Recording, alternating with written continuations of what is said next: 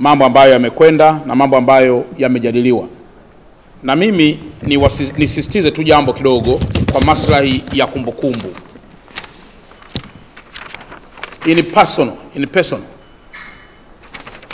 Nimemuita kwa simu ndugu Mohamed Mustafa Yusuf Ali in person. Na amekuwa akiniambia yuko South Africa kwa ajili ya matibabu. Nimemuita zaidi ya mara 10 kwa message na kwa simu. Ilipofika wiki fulani mbili, nilimueleza kwamba ninampatia only 5 days. Then akishindwa tena kuja hapa katika ofisi hii, taratibu zingine zote za kisheria zitaendelea. Na ndugu Mohamed Mustafa Yusuf Ali amekuwa ni mtovu wa nidhamu wa kutumia majina hata ya familia Mheshimiwa Rais kinyume na utaratibu kwa kuichafua na kuchafua viongozi wengine. Bado mbele yenu waandishi wa habari, natoa tena siku 5 kwa Mohamed Yusuf Ali aje mwenyewe kama alivyoitwa kwa mkuu wa mkoa na kwa jeshi la polisi. Atakapofeli, tutatumia kila njia iliyo ya kihalali na ya kisheria kumleta hapa nchini kama yuko nje ya nchi. Tunafanya hivi ndugu zangu ili tusiwe viongozi wa kurupukaji tunapofanya maamuzi. Pande zote zisikilizwe, pande zote zionekane, ili mambo yote yaweze kuisha kwa mazungumzo na katika njia ambazo ni halali. Siku ile mabounce amekwenda, alikuwepo nchini. The moment ameona mambo yanakuwa magumu, hayupo tena nchini. Kwa nitoe onyo kwa wale wote ambao wanahusika na masuala ya kujichukulia sheria mkononi,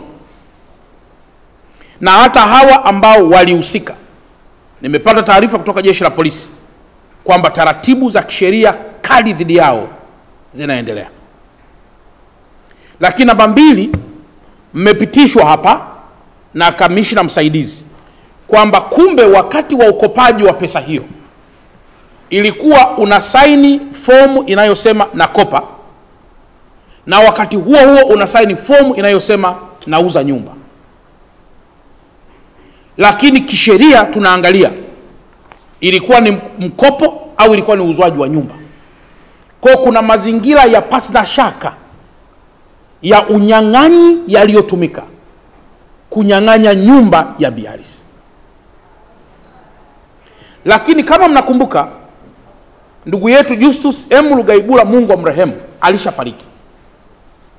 Na kwa mantiki hiyo msimamizi wa mirathi kwa sasa anaitwa Bi Alice Nyamwiza Pasco Haule, msimamizi wa mirathi.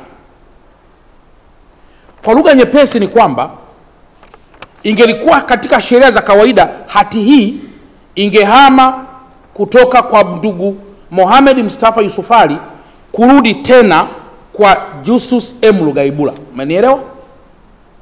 Lakini kwa sababu Lugaibula amefariki, hati inarudi kwenye jina la msimamizi wa mirathi.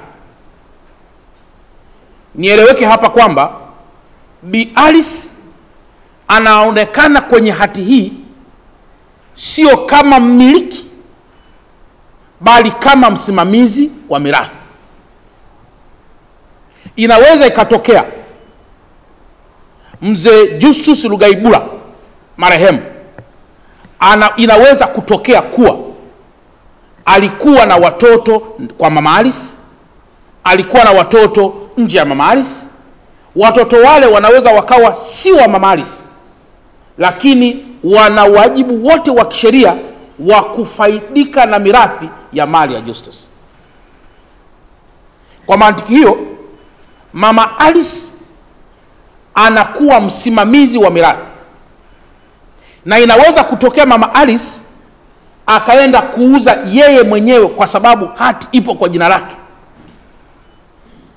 Akifanya hivyo bila kushirikisha familia yote ama watoto wa ndugu Justus, Bi Alice atakuwa amecreate mgogoro mzito kuliko uliosolviwa muda huu. Mnielewe vizuri kisheria hapa. Kwa hiyo Bi Alice anarudishiwa jina hili moja kama msimamizi wa mirathi mwenye hadhi ya mke wa marehemu waliokuwa wanaishi pamoja kwenye kinachoitwa matrimonial home, nyumba ya familia. Lakini mali hii ikiwa ni mali ya ndoa, matrimonial asset. Kwa matrimonial asset inapata title hii kwa jina la msimamizi wa mirathi ambaye ni Bi Alice.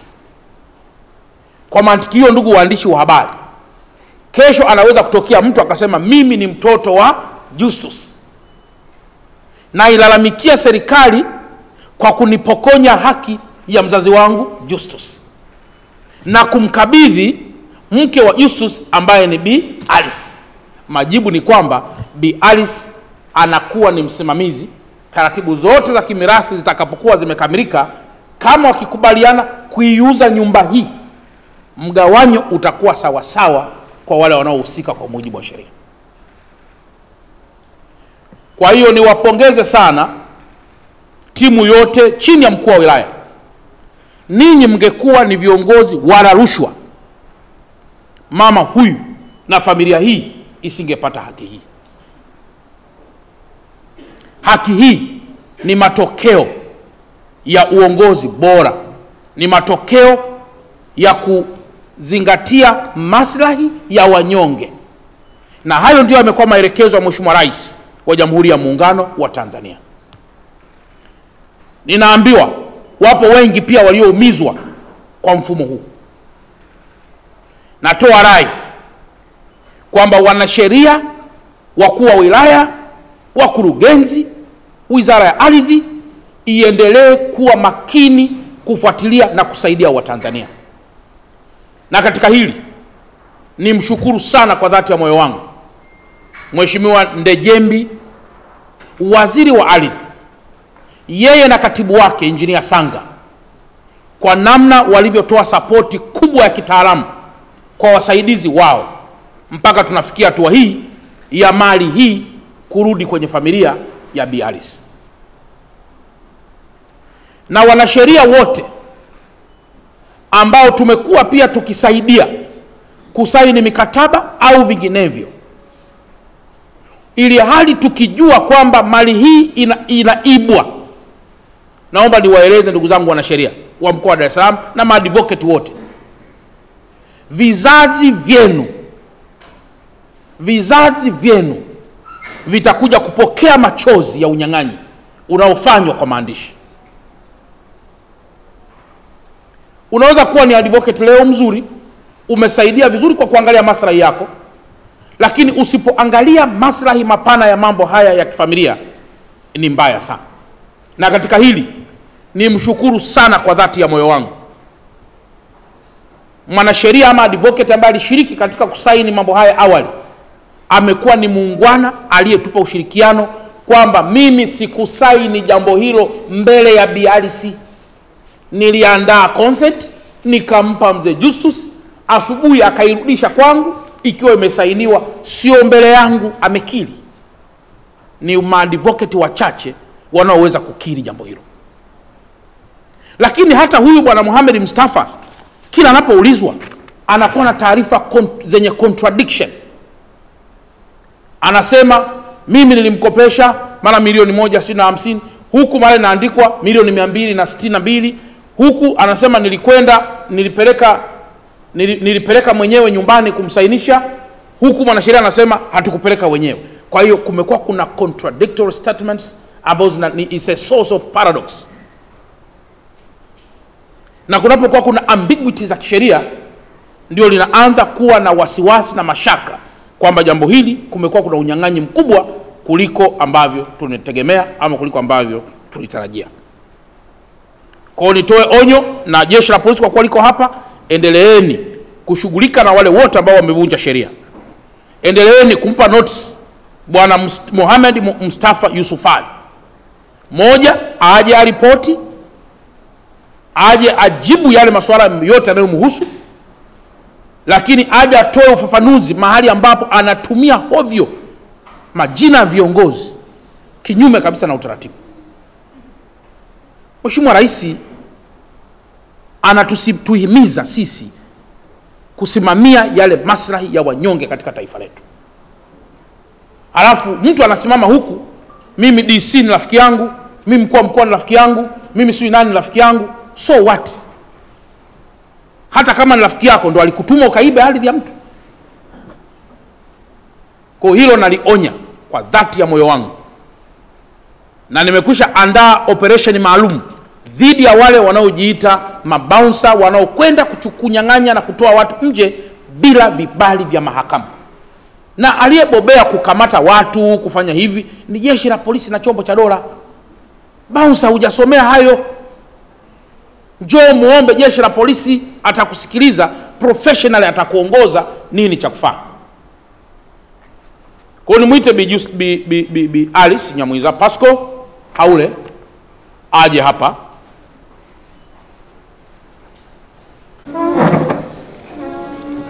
Hati hii imeandikwa, this is to certify that Alice Pasco Haule is a legal personal representative of Justus A. Rugaibura, deceased, of P.O. Box Hiyo, Dar es Salaam. This is entitled to the right of occupants in and over the land described herein for a term of 99 years from the day of July 1997, according to the true intent and the meaning of the Land Act, and subject to the provisions thereof, and to any regulations made thereunder, and to any enactment in substitution thereof, amendment thereof, and to special conditions. Kiwanja kipo Kinondoni, location Msasani Beach, plot number 819, area square meter lina ukubwa wa square meter 1300. Plan number imeelezwa, kila kitu kimeelezwa, na Bi Alice amesaini hapa kwenye hati hii. Na kabidhi Bi Alice. Hongera sana. Hongera sana. Asante sana. Haya, hongera sana.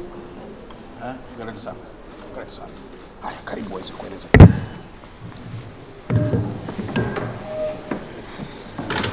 Wa marehemu Justice M. Rugaibura, lakini pia ni msimamizi wa mirathi ya marehemu Justice Rugaibura ambaye ameacha watoto 4. Na kutokana na alivyoongea mkuu wa mkoa na viongozi wote wa serikali, ili jambo sihitaji kulieleza tena kwa sababu limezungumzwa. Nipende kumshukuru Mheshimiwa Rais kwa kutuitikia sisi wa Tanzania na kusikia vilio vyetu, lakini pia nipende kumshukuru mkuu wa mkoa kwa kuweza kufika mapema sana pale nyumbani na kutusikiliza. Namshukuru pia mkuu wa wilaya pamoja na vyombo vyote vya dola ambao walilisikia swala letu na wakatia nguvu kubwa sana kulifuatilia kwa kina. Na washukuru pia majirani, wananchi pamoja na vyombo vya habari kwa kile ambacho mlikifanya kwa siku ile ya tukio, kikasaidia zaidi viongozi wetu waweze kupata picha ya nini kinaendelea. Lakini pia nipende kusema kitu kimoja. Nimemsikia mkuu wa mkoa akiongelea kwamba mama yetu Mama Samia atakuwepo hapa Dar es Salaam. Nipende kuambia wamama wenzangu, wanawake wenzangu, na sio wanawake tu, hata wanaume ambao wanapitia migogoro mbalimbali ya kifamilia au jambo lolote ambalo linaleta utata, anapokuwepo rais hakuna kinachoharibika. Wajitokeze kwa wingi ili kuweza kusikiliza sera za mama rais anachoenda kuongea, lakini pia kupeleka mahitaji yao mbalimbali, kwa sababu tusipoongea hatuwezi kusikika. Kwa hiyo ni muhimu sana kuwapelekea viongozi wetu yale mambo yanayotusibu. Labda mimi nisingekuwa nimepaza sauti, wasingeweza kujua ni nini kinaendelea chini ya carpet. Kwa hiyo napenda kuishukuru sana serikali na vyombo vyote vya dola na kamati ambayo ilikaa usiku na mchana kuendelea kufanya uchunguzi kujua kipi ni kipi. Baada ya hayo nimeambatana na wanafamilia, watoto wengine wako shuleni, lakini niko na mtoto wetu mkubwa ambaye ndio nilikuwa naye siku ya tukio, niko na shemeji yangu mdogo wa marehemu mume wangu pamoja na dada yake mkubwa. Asanteni sana. Na wewe una watoto? Na watoto wawili, lakini wapo pia watoto wengine wawili wako. Na hao watoto wawili mmewaweka kwenye mirathi? Ndio. Kwa hiyo jumla watoto 4. 4. Na wewe unakuwa ni msimamizi wa mirathi? Ndio. Sawa sawa. Kwa hiyo tusisitize kwamba nyinyi mlioko, pendaneni. Pendaneni, mmeachwa na baba, pendaneni. Ni matokeo ya baba, na hizi ni mali zinapita.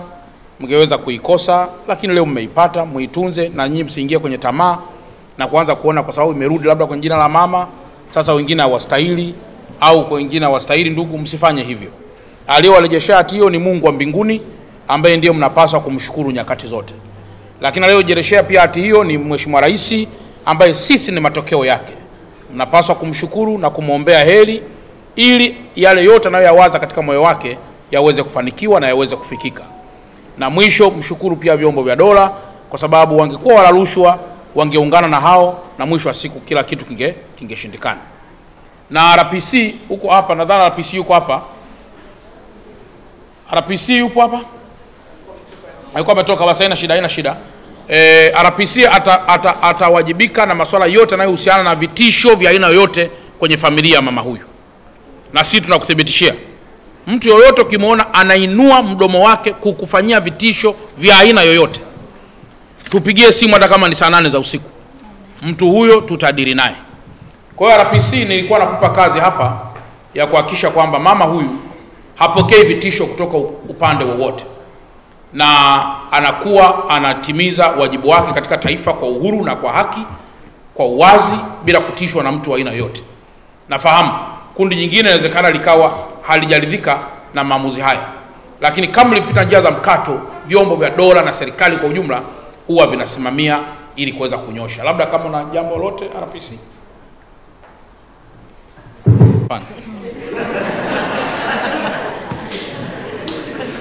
Au biashara ni siri? Biashara ni siri eh?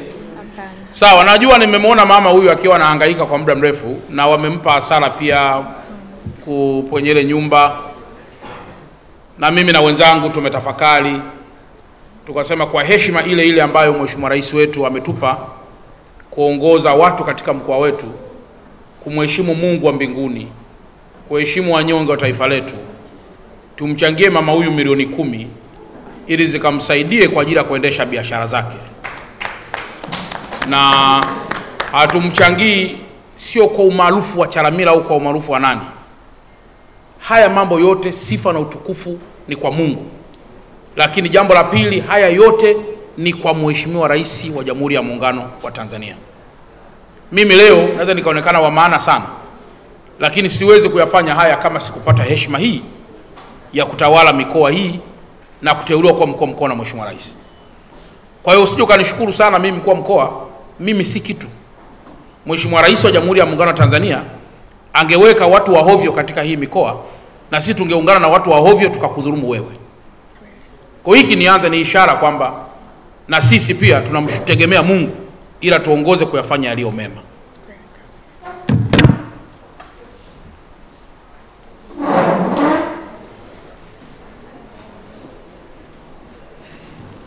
Haya,